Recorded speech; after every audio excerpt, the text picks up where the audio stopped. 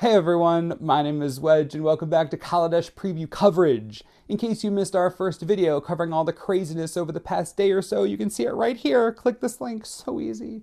In this video, we're going to be going over a couple new planeswalkers out of some new product I'll explain later, a set of modules that are just cute, and a lot more.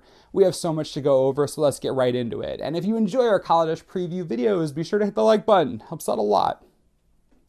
Animation Module is 1 mana for an artifact. Whenever one or more +1/+1 counters are placed on a permanent you control, you may pay 1. If you do, create a 1/1 servo token. You can also pay 3, tap it, and choose a counter on target permanent or player. Give that permanent or player another counter of that kind. Okay, we saw this before with Metalcraft, but Proliferate is also back in a really sneaky way. Since you can give players additional counters, we're talking experience counters, poison counters, energy counters. All those are relevant in one format or another. Izuri, Mazarek, just to name a few. Gave again? That's dumb. What about this in a deck with Cathar's Crusade? Let that sink in. Animation Module is very powerful in Commander. I don't know if it'll see play in Standard, but the thing does poop out servos and gives you more energy, so we'll see.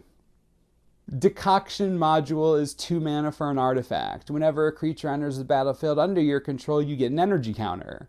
You can also pay 4 mana and tap it to return target creature you control to its owner's hand. Pretty straightforward, really easy way to generate energy over the long game. If you want another enter the battlefield effect or just another module trigger, you can return a creature you control to play it again. Interesting self-synergy there. Getting free energy does seem to have upside, so maybe a card like this can see play, but until the rest of the set's fleshed out, I'm not confident. Fabrication Module is 3 mana for an artifact. Whenever you get 1 or more energy counters, put a +1/+1 counter on target creature you control. You can also pay 4 mana and tap it to add an energy counter. Well, isn't this just the perfect little module all in one? You pay 4 mana, tap it, get an energy, then get a +1/+1 counter.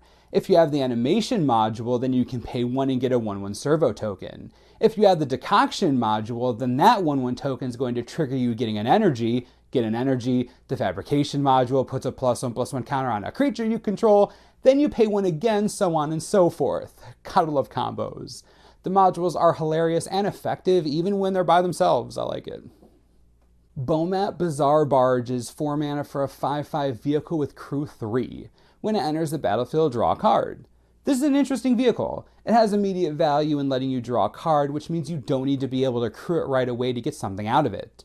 That's definitely nice. It does have a high crew requirement, and I'm sure that's because of the card draw, but I like it. It's flexible in its purpose, and once you do get that card draw and it's on the table, Crew 3 isn't impossible to reach by any means.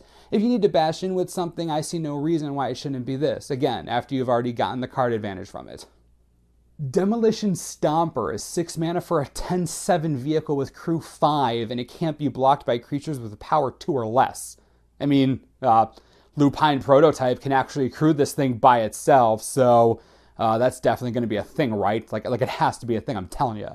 If there were ever a time that Barrage Tyrant had a chance at not being terrible, now might be that time. Seriously, crew some vehicles, throw them at your opponent's faces. In what world is that not awesome? Seriously, I'll wait.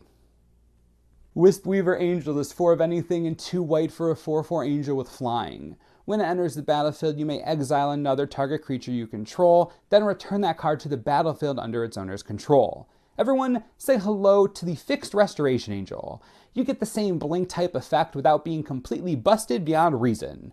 Now the card doesn't have flash, and it is more expensive, but we've already seen plenty of enter the battlefield effects in Kaladesh so far. Especially in a format like Limited, I could see this card being particularly useful. A 6 mana 4/4 flyer isn't game breaking or anything, but the synergy with that blink effect could put it over the top for a few of you.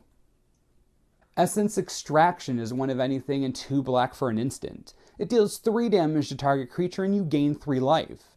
Pretty simple card, but I think it definitely has a place in Limited for sure. Removal there in black, especially based on damage, isn't all that common. If red aggro decks become a thing, something like this could see play in Standard for a black control deck out of the sideboard if things get bad enough. Just a thought. I like it though. It's a solid Limited pick at the very least. Morbid Curiosity is 1 of anything and 2 black for a sorcery. As an additional cost to cast it, sacrifice an artifact or creature. Draw cards equal to the converted mana cost of the sacrifice permanent. Anyone else see this card and think it was way better than an uncommon? Because, in Standard you can sacrifice your Emrakul and draw 13 cards. In Commander you can sacrifice Spine of Ishsa and draw a bunch of cards. Even emerged creatures are perfect for this. Wretched Gryff isn't so great after a turn or two. Ditch that for an entirely new hand. Morbid Curiosity is a weirdly powerful card. I don't know if it'll see Standard play, but you gotta admit, this card brings with it some serious card advantage shenanigans. Remember those new Planeswalker decks that were coming out? Yeah, we finally got the Planeswalkers that are going to be in them. Now, these walkers are both Standard legal, and they can only be acquired through these new Planeswalker decks that you'll be able to find basically anywhere. Chandra Pyrogenius is 4 of anything and 2 red for a 5 loyalty Planeswalker. You can +2 and she deals 2 damage to each opponent. You can -3 and she deals 4 damage to target creature. You can also -10 and she deals 6 damage to target player and each creature they control. Now remember, Wizards printed this card with the intention that it wouldn't be a Standard staple. They didn't want players to have to buy these Planeswalker decks to build a competitive Standard deck. With that said, Chandra's okay, I guess. She has the same Flame Slash ability her better half has. Her +2 is more designed for Commander now that the exile effect from Torch of Defiance is taken away. Her ultimate is certainly impactful, wrecking an entire board no problem, but getting there is not easy, and she starts at 5 loyalty, and she's 6 mana, so not that great, but a decent Planeswalker for casual play, I think. The other Planeswalker deck being released is a Nissa deck. Nissa Nature's Artisan is 4 of anything and 2 green for a 5 loyalty Planeswalker. You can +3 and gain 3 life. You can also -4 and reveal the top 2 cards of your library. Put all land cards from among them onto the battlefield and the rest into your hand. Lastly, you can -12 and creatures you control get +5/+5 and trample until end of turn. Just like Chandra, this is definitely underpowered and obviously not meant for competitive Standard play, but in a casual environment it's pretty cool. Nissa can hit the battlefield and immediately go up to 8 loyalty, that's a lot. Sure, you only gain 3 life for your trouble, but Planeswalkers are huge targets. It'll save you a lot of damage and buy you some time to make some other moves. Her -4 is either getting free land or drawing cards, not bad.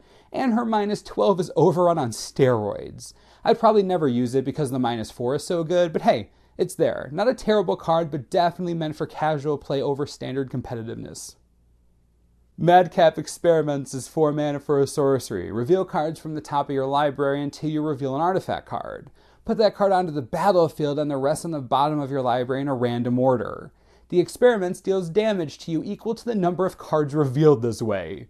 Well, there goes the neighborhood. Duretti players must be having a coronary. As pointed out already, playing this into a Platinum Empyrean would be beyond hysterical. That synergy's super awkward. Platinum Angel, also hilariously awkward. Listen, finding ways to not die while taking a crap load of damage is one of the best parts about Magic, so make it happen. I believe in you. Digging for artifacts and taking damage, it'll never have felt so good. What a sweet artifact card. Arborback Stomper is 3 of anything and 2 green for a 5/4 beast with trample. When it enters the battlefield, you gain 5 life. Everyone, say hello to what happens when you fix Thragtusk. Fixed Thragtusk is a great limited card. Gaining 5 life is certainly relevant, and a 5/4 with trample is certainly a decent beater. If you can get some nice flicker effects going, you can gain a ton of life quickly, so that's always good. It's a decent card. Not Thragtusk, of course, but hey, it's probably a good thing. Gyra Per Guide is 3 mana for a 3/2 elf. You can pay 3 mana and target creature you control can't be blocked by creatures with power 2 or less this turn. I really only see one use for this card, basically to stop little itty-bitty Thopters and servos from blocking things like this, and especially this. The elf just leads the vehicles past the chump blockers. Sounds good to me. Plus, he doesn't have to tap to do it, so you can give this evasion effect to multiple creatures if you want. That's not bad. Longtusk Cub is 2 mana for a 2/2 cat. Whenever it deals combat damage to a player, you get 2 energy counters. You may pay 2 energy and put a +1/+1 counter on the cub. A few things. First, it's a cat. More cats are always better than less cats, so points for awesomeness there. Second, that flavor text. It won't be small forever. Oh, it's so cute. Right, functionality, okay. 2 mana for a 2/2 is fine. I like that the energy it creates on dealing combat damage to a player you can use right away to make the cat bigger. Self synergies are always nice. Because it doesn't have any additional stats or keywords, I expect this to be a solid limited pick and nothing more, but I really like the direct energy is going in, especially on cards that both generate it and use it. It's pretty effective. We also finally got to see the packaging for Kaladesh. Look at how beautiful this is. Those blues are gorgeous, really makes the entire set pop out. Seriously, it's absolutely gorgeous.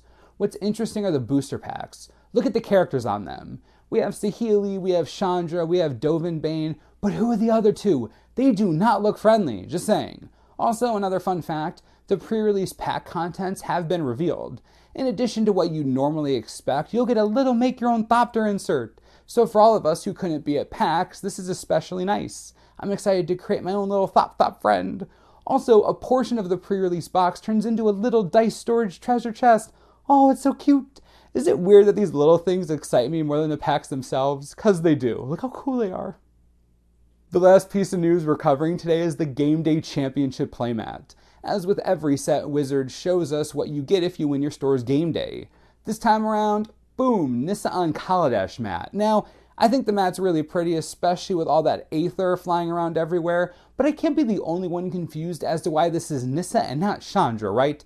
Does this seem out of place to anyone else? Again, it's great art, I'm just confused.